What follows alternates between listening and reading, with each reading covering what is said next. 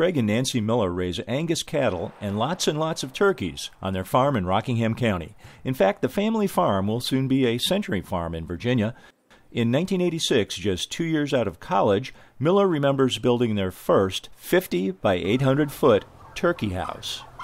My dad used to raise 3,000 or 4,000 turkeys at a time, which back in the day, back in the late 50s and early 60s, seemed like a lot of turkeys. They would start those birds in a house and then they would take them out and range them.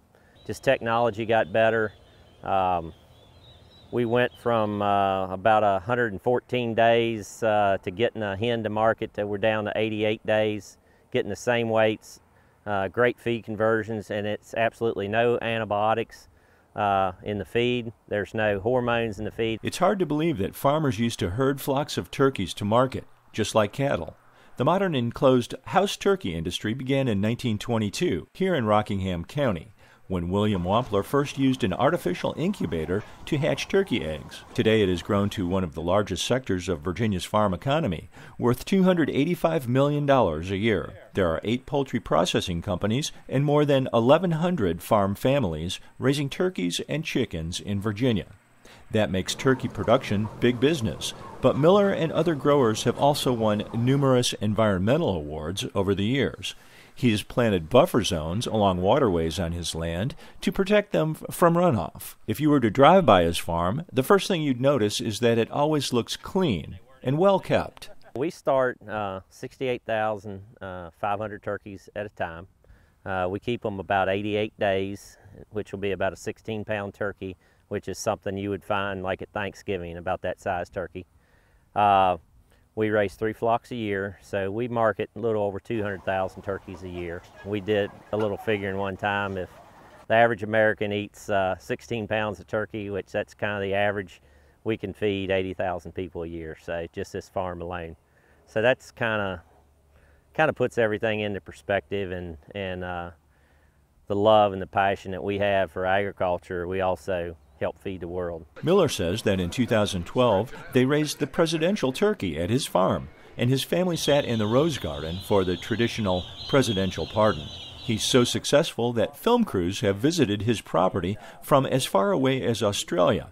But there are still production challenges every day. Even though, you know, our companies pay us well, turkey meat's a healthy product, and it kind of sells itself. We still have to be good managers because input costs are just crazy nowadays, whether it's fuel costs or electric costs or whatever. It's a lot of struggles. It's some nights that you don't sleep very well toward the end of the month when it comes time to pay all your bills.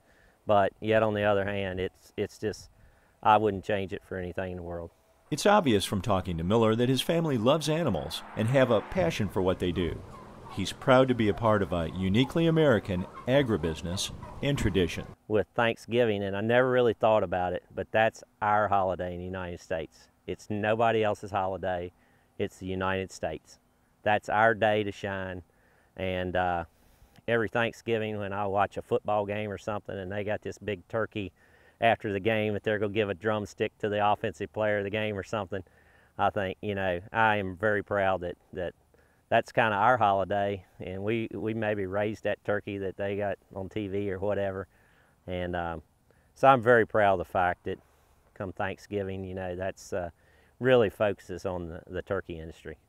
The Old Dominion is the nation's 4th largest turkey producing state, and all that started in Rockingham County a little less than a century ago. Miller respects that history and says that the founding fathers of the poultry industry would be proud of the levels of production and quality represented by farms like his. In Rockingham County, Virginia, this is Dave Miller.